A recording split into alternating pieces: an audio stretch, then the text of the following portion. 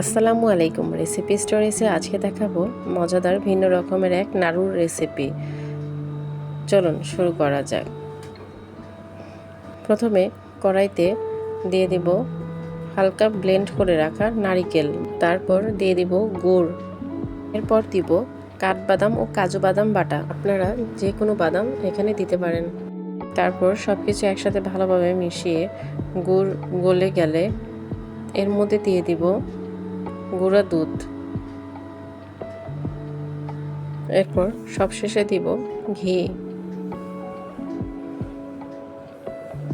সবকিছু ভালোভাবে নেড়ে একসাথে মিশিয়ে যখন নাড়তে নাড়তে কড়াইয়ের গা থেকে ছেড়ে আসবে তখন এটিকে আমরা নামিয়ে নিব।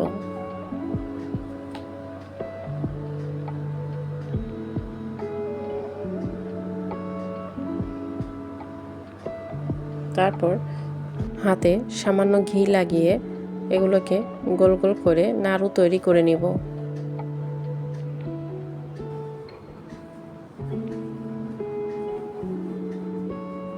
এভাবে সবগুলো নাড়ু তৈরি করে নিব। ব্যাস তৈরি হয়ে গেল আমাদের মজাদার বাদাম নারিকেলের নাড়ু। ধন্যবাদ সবাইকে।